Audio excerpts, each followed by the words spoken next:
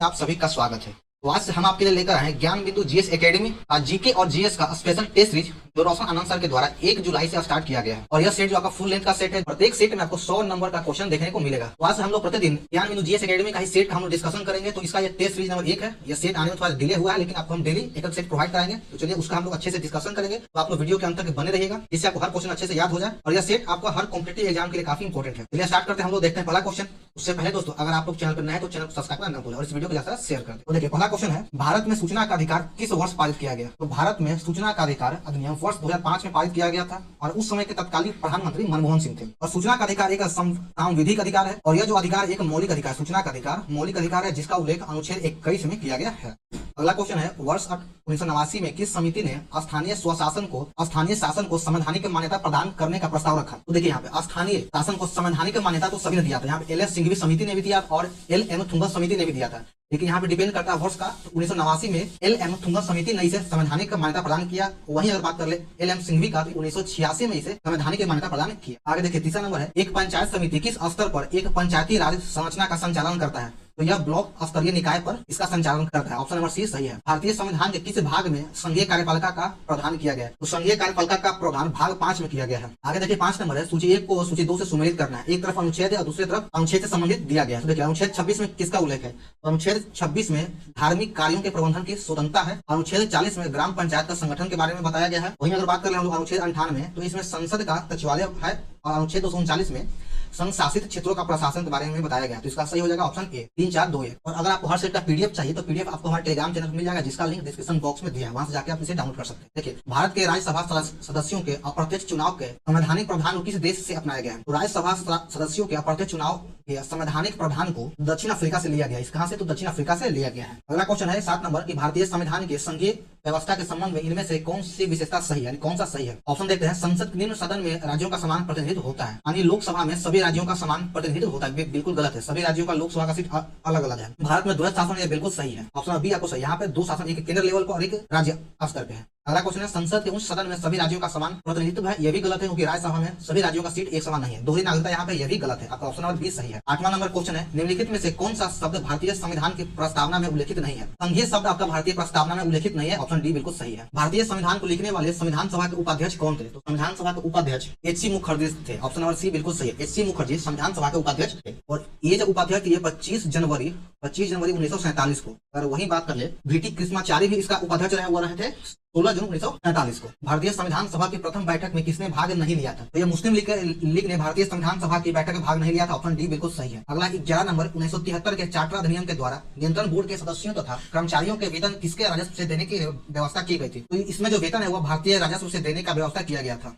सही हो जाएगा ऑप्शन ए। अगला 12 नंबर, शिवाजी का अंतिम विजय कौन सा था? तो शिवाजी का अंतिम विजय जिंजी का विजय था। जिंजी जो आपका दक्षिण भारत में कर्नाटक की तरफ है, तो शिवाजी का अंतिम विजय कर्नाटक अभियान था। 1676 से लेकर 1678 में वो था जिंजी का अभियान। आगे देखिए, जाट और सवार निम्नलिखित में से किस प्रशासनिक प्रणाली से संबंधित है? तो इसका संबंध वंशधारी प्रणाली से है। गुलाम वंश के वास्तविक संस्थापक कौन था? तो गुलाम वंश का वास्तविक संस्थापक कुतुबुद्दीन ऐबक था, जिसकी स्थापना 1206 ईस्वी में किया गया। इस चंदेल राजा ने महमूद गजनवी का सामना किया था। महमूद गजनवी का सामना विद्याधर के द्वारा किया गया था और इस अभियान में न तो महमूद गजनवी की जीत हुई और न ही विद्याधर की हार। आगे 16 नंबर, शिलालेखों का अध्ययन क्या कहलाता है? तो शिलालेखों का अध्ययन एपिग्राफी कहलाता है। ऑप्शन बी बिल्कुल सही है। अगला है 17 नंबर, सिंधु सभ्यता के इनमें से किन स्थलों में जलाशयों के साक्ष्य मिले?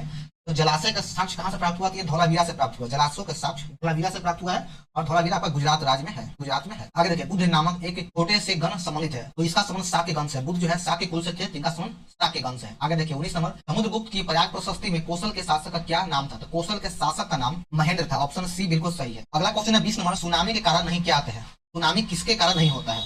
तो आपका सही आंसर हो जाएगा ऑप्शन ए, तूफान। तूफान के कारण सुनामी नहीं आता है। 21 नंबर है, किस परिघटना के उपस्थिति से किसी क्षेत्र में व्यापारिक पवनें कमजोर हो जाती है?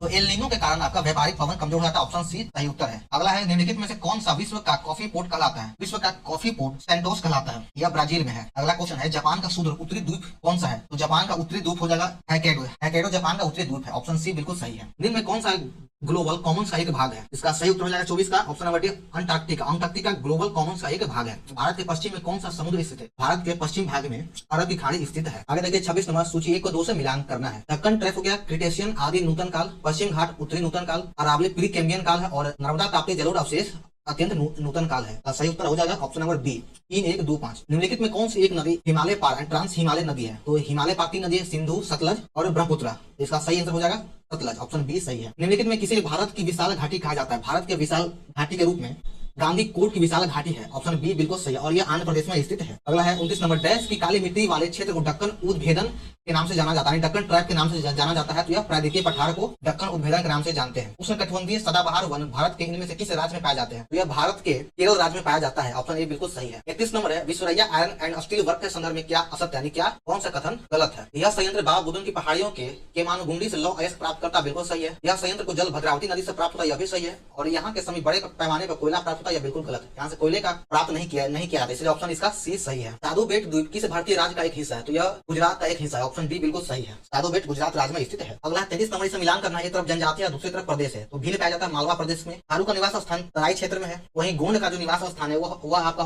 है बस्तर की पहाड़ी में, और टोडा जनजाति नीलगिरी में क्षेत्र में पाई जाती है। तो इसका सही आंसर हो जाएगा ऑप्शन नंबर ए। यहाँ पे देखिए इसका ऑप्शन कूटी में यहाँ दिया गया है, ऑप्शन ए इसका सही है। चलिए आगे हम लोग देखते हैं 34 नंबर, निम्नलिखित में कौन सा वृक्ष पर्यावरण के लिए खतरा है? तो यूकेलिप्टस पर्यावरण के लिए खतरा है, ऑप्शन बी सही है। निम्नलिखित पर्यावरण को बचाने के लिए RS यानी 3RS में कौन सा नहीं होगा? तो इसमें रिसोर्स नहीं होगा, ऑप्शन बी बिल्कुल सही है। भारत का प्रथम national centre for marine biodiversity कहाँ स्थित है? यानी NCAB कहाँ स्थित है? तो यह जामनगर गुजरात में स्थित है, ऑप्शन डी सही है। आगे देखिए अगला क्वेश्चन है 37 नंबर, किस वर्ष में भारत के गवर्नर जनरल को वायसराय की उपाधि दिया गया है? तो किस वर्ष भारत के गवर्नर जनरल को वायसराय कहा गया? तो 1858 ईस्वी में भारत के गवर्नर जनरल को वायसराय कहा जाने लगा। 38 नंबर है, निम्नलिखित में से कौन स्वतंत्रता आंदोलन के भारत छोड़ो चरण के एकमात्र शहीद थे जिन्होंने फांसी दी गई? तो उस समय फांसी दिया गया था, उसका नाम था कुशाल कुंवर, और यह कहाँ के निवासी थे? तो यह असम के निवासी थे। कुशाल कुंवर को फांसी दिया गया था। महात्मा गांधी ने दांडी यात्रा किस आश्रम से प्रारंभ किया? तो इनका प्रारंभ जो था साबरमती आश्रम से किया गया था। दांडी यात्रा का आरंभ 12 मार्च 1930 से किया गया था। प्रार्थना समाज की स्थापना कहाँ हुआ? तो प्रार्थना समाज की स्थापना महाराष्ट्र में किया गया था, ऑप्शन डी बिल्कुल सही। और इसकी स्थापना 1867 में आत्माराम पांडुरंग के द्वारा किया गया। इनमें से कौन नील आयोग का अध्यक्ष है? नील आयोग का अध्यक्ष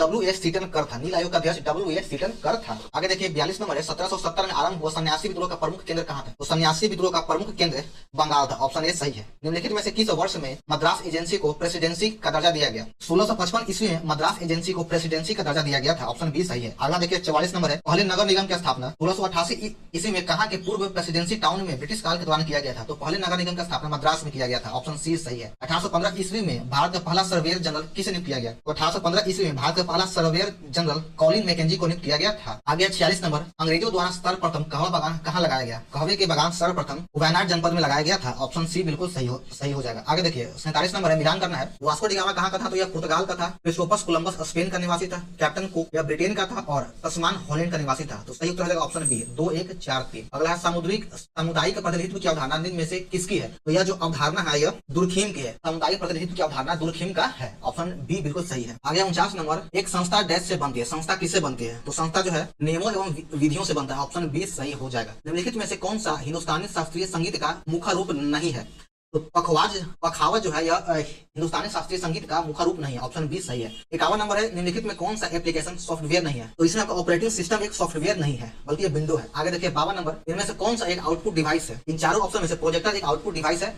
फिशर ने किसे सत्ता की राजनीति कलाकार कहा था? तो यह मैकियावेली को कहा गया था। मैकियावेली को सत्ता की राजनीति कलाकार कहा गया, ऑप्शन डी सही है। आगे 54 नंबर, अमेरिका में उपनिवेशवासियों के सभी वर्गों में आपसी तालमेल नहीं के बराबर था, परंतु किस एक्ट ने इन्हें एक कर दिया? तो इस सभी को स्टाम्प एक्ट के द्वारा एक कर दिया गया था, ऑप्शन ए सही है। अगला है बिस्मार्क को प्रसा का चांसलर कब बनाया गया? तो बिस्मार्क को प्रसा का चांसलर दिसंबर 1862 ईस्वी में बनाया गया था। Graphical user interface GUI computer किस पीढ़ी के दौरान विकसित किया गया? तो इसका विकास चौथे पीढ़ी के दौरान किया गया था। 57 नंबर है, पट्टचित्र किस राज्य की पारंपरिक पेंटिंग है? पट्टचित्र ओडिशा का पारंपरिक पेंटिंग है। अगला क्वेश्चन है 58 नंबर, भारत का पहला पोशाक संग्रहालय कहाँ स्थित है? तो भारत का पहला पोशाक संग्रहालय गोवा में स्थित है। 59 नंबर है, द इमोर्टल्स ऑफ मेलुहा नामक पुस्तक किसके द्वारा लिखा गया है? यह पुस्तक अमीश त्रिपाठी के द्वारा लिखा गया है। The immortal of Meluha Amish Tripathi के द्वारा लिखा गया है। अल्लाह रखा किस वाद्य यंत्र से संबंधित है? अल्लाह रखा का संबंध तबला ए है, ऑप्शन सी बिल्कुल सही है। 61 नंबर देखिए, इसमें कहा गया है कि निम्नलिखित में से किसका मिलान सही नहीं है? एक तरफ राष्ट्रीय अभ्यारण्य है और दूसरी तरफ अवस्थित राज्य दिया गया है। किश्तवाड़ राष्ट्रीय उद्यान कहाँ है? तो यह जम्मू कश्मीर में है।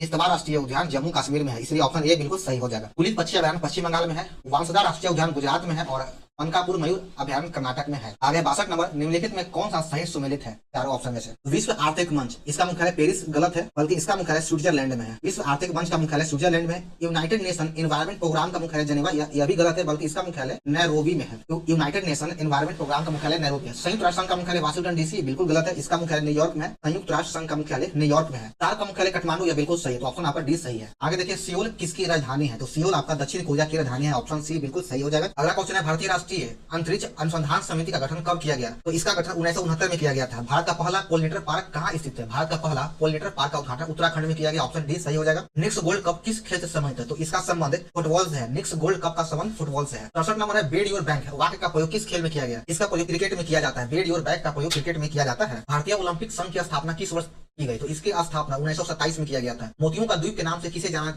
जाता है, तो मोतियों का द्वीप के रूप में बहरीन को जाना जाता है, ऑप्शन ए बिल्कुल सही है। आगे देखिए सूची 1 और 2 को मिलान करना है। एक तरफ आपका भौतिक राशि है, दूसरी तरफ इकाई है। त्वरण का मात्रक क्या होगा, तो इसका मात्रक मीटर प्रति सेकंड स्क्वायर हो जाएगा। बल का मात्रक न्यूटन है। कृत्य कार्य का मात्रक जूल हो जाएगा और आवेग का मात्रक न्यूटन सेकंड हो जाएगा। तो इसका सही उत्तर है ऑप्शन डी 4 3 1 2। अगला 71 ध्वनि के तारतम्य किस पर निर्भर करता है, तो ध्वनि का तारतम्य आवृत्ति पे निर्भर करता है, यानी पिच जो है ध्वनि का वह आवृत्ति पे निर्भर करता है। अगला 72 नंबर जब किसी अणु द्वारा प्रकाश प्रकीर्णित होता है और प्रकीर्णित प्रकाश की आवृत्ति परिवर्तित होता है तो इस परिघटना को क्या कहते हैं, तो इस परिघटना को रमन प्रभाव कहा जाता है। अगला क्वेश्चन है 73 नंबर निम्न युग में से कौन सा एक कण प्रतिकण युग्म है, तो इलेक्ट्रॉन पॉजिट्रॉन यह सही हो जाएगा। कुछ 1 2 को सम्मिलित कीजिए। एक तरफ रेडियो धर्मी समस्थानिक और दूसरी तरफ निदानात्मक उपयोग दिया गया है। आर्सेनिक 74 का उपयोग हम लोग ट्यूमर में करते हैं। कोबाल्ट 60 का उपयोग कैंसर में किया जाता है। आयोडीन 131 का उपयोग थायराइड ग्रंथि के सक्रिय में किया जाता है और सोडियम 24 का उपयोग रक्त व्यतिक्रम में किया जाता है। इसका सही आंसर होगा ऑप्शन नंबर सी। चलिए अगला क्वेश्चन है स्पर्मोलॉजी में किसका अध्ययन किया जाता है, तो स्पर्मोलॉजी में बीजों का अध्ययन किया जाता है। हरा कशिश का रासायनिक सूत्र क्या हो जाएगा, तो हरा कशिश का रासायनिक सूत्र फेरिस सल्फेट 7H2O हो जाएगा, FeSO4 7H2O। घटपर्णी के निम्नलिखित भागों में से कौन सा एक घट में रूपांतरित होता है, सही आंसर हो जाएगा पत्ते के रूप में रूपांतरित होता है। 78 नंबर भी मिलान करना है। एक तरफ खोज और दूसरी तरफ वैज्ञानिक का नाम है। तो डीएनए की संरचना की खोज किसने किया, तो इसकी खोज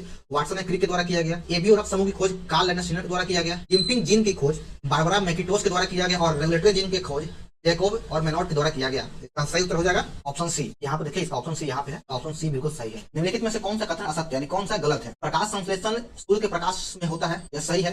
प्रकाश संश्लेषण में कार्बन डाइऑक्साइड का उपयोग होता है, यह भी सही है। प्रकाश संश्लेषण में ऑक्सीजन का उपयोग होता है, यह बिल्कुल गलत है। प्रकाश संश्लेषण में ऑक्सीजन बाहर निकलता है, यह सही है। तो आपका सही उत्तर है ऑप्शन सी। प्रकाश संश्लेषण में ऑक्सीजन का उपयोग नहीं बल्कि ऑक्सीजन बाहर निकलता है। तो देखिए 80 नंबर है गैस के 2 विशिष्ट ताप इसके द्वारा संबंधित है, 80 का सही हो जाएगा option number B. Cp - Cv = R/J। 81 number है निम्नलिखित को सम्मिलित कीजिए, तो 81 का सही उत्तर हो जाएगा ऑप्शन डी है मिलान। ओके पर जर्मेनियम इसको अचालक है। कमरे के ताप पर जर्मेनियम यहाँ पे 0 डिग्री केल्विन में 0 डिग्री केल्विन पर जर्मेनियम अचालक हो जाएगा। कमरे के ताप पर जर्मेनियम आंतरिक अर्धचालक हो जाएगा और इंडियम के साथ डाला गया जर्मेनियम यह आपका पी टाइप का अर्धचालक हो जाएगा और आर्सेनिक के साथ डोवा जर्मेनियम एन टाइप अर्धचालक हो जाएगा। ऑप्शन सी सही है। आगे देखिए 82 नंबर प्रकाशीय सूक्ष्मदर्शी के बारे में निम्नलिखित में से कौन सा कथन सही है। ऑप्शन हम लोग देख लेते हैं कि सूक्ष्मदर्शी में नेत्रिका और अभिदृश्य दोनों ही उत्तल लेंस होता है, यह बिल्कुल सही है। सूक्ष्मदर्शी का आवर्धक अभिदृश्य की फोकस दूरी के बढ़ाने के साथ बढ़ता है, यह बिल्कुल गलत है। सूक्ष्मदर्शी का आवर्धन सूक्ष्मदर्शी नलिका की लंबाई पर निर्भर करता है, तो यह भी सही है। तो इसमें 1 और 3 सही है, बाकी 2 और 4 गलत है। अगला देखिए 83 नंबर है ताजे दूध का पीएच मान 6 है, जब दूध खट्टा होगा तो इसका पीएच मान क्या हो जाएगा, तो इसका पीएच मान 6 से कम हो जाएगा। जब पीएच मान अधिक होता है तो उसका मान 6 से कम होता है, 7 से कम होता है। आगे देखिए 84 नंबर है निम्नलिखित तत्वों में कौन सा कथन सही है, तो 84 का आपका ऑप्शन नंबर सी सही है कि किसी तत्व की परमाणु संख्या वही होती है जो उसके परमाणु के नाभिक में प्रोटॉनों की संख्या है। आगे देखिए 85 नंबर सूची 1 और 2 को मिलान करना है। लाइसोसोम स्वतःपाचक है। माइक्रोसोम अंतःप्रदेश जालिका का एक भाग है। माइक्रोटोबिल्स यह एक साइटोपंजर है और गोल्जी का एक स्रावी कणिका है। इसका सही उत्तर हो जाएगा ऑप्शन नंबर सी। केकड़े डैश प्रजातियों के अंतर्गत आता है। केकड़ा किस प्रजाति के अंतर्गत आता है, तो केकड़ा जो है आपको आर्थ्रोपोडा प्रजाति के अंतर्गत आता है। इसका ऑप्शन यहाँ पे दिया गया ऊपर में, केकड़ा आर्थ्रोपोडा प्रजाति के अंतर्गत आता है। ऑप्शन सी बिल्कुल सही है। आगे देखिए 87 नंबर निम्नलिखित में से कौन सा कथन सही है। जाइलम वाहिनियों और वाहिकाओं जाइलम मृतक और जाइलम जंतुओं से बना, तो ऑप्शन ए बिल्कुल सही है। आगे 88 नंबर है कि निम्न कथन में विचार कीजिए। आवर्त में बाएं से दाएं जाने पर इलेक्ट्रॉनिक पंक्ताओं का मान बढ़ता है। किसी ऋण समूह में ऊपर से नीचे जाने पर तत्वों के विद्युत ऋणात्मकता का मान बढ़ जाता है। इन दोनों में से कौन सही, तो केवल एक सही है। 89 नंबर रिंग वर्म नामक बीमारी किसके कारण होता है, तो रिंग वर्म नामक बीमारी कवक के द्वारा होता है। ऑप्शन ए बिल्कुल सही है। 1857 की क्रांति का आरंभ बिहार में सर्वप्रथम कहां से शुरू हुआ था, तो 1857 की क्रांति का शुरुआत बिहार में सर्वप्रथम रोहिणी से हुआ था, जो देवघर में है। वर्तमान में देवघर जो झारखंड में, लेकिन उस समय बिहार में था और यहाँ की शुरुआत 12 जून 1857 में किया गया था। सर्वप्रथम देवघर रोहिणी से हुआ था। बिहार के किस सुल्तान की शेर से रक्षा करने के कारण शेर शाह को शेर खां की उपाधि दिया गया, तो यह उपाधि बहार खां के द्वारा दिया गया था। बहार खां लोहानी के द्वारा दिया गया था। कांवर झील प्रवासी पक्षियों के लिए प्रसिद्ध है। यह बिहार के किस जिले में अवस्थित है, तो यह बिहार के बेगूसराय जिले में स्थित है। भारत की पहली पंचवर्षीय योजना किस मॉडल पर आधारित है, भारत की प्रथम पंचवर्षीय योजना मॉडल हेरोड डोमर समृद्धि मॉडल पर आधारित है। ऑप्शन 20 सही है। 93 नंबर है गरीबी उन्मूलन का नारा किस पंचवर्षीय योजना में दिया गया था, तो इसका नारा छठी पंचवर्षीय योजना में दिया गया था। गरीबी उन्मूलन का नारा 30% योजना में दिया गया। अगला क्वेश्चन है 95 नंबर, बागवानी उत्पाद में समग्र वृद्धि विशेषकर सेब उत्पादन का संबंध किससे है? सेब उत्पादन का संबंध सुनहरी क्रांति से है, यानी फल उत्पादन का संबंध सुनहरी क्रांति से है।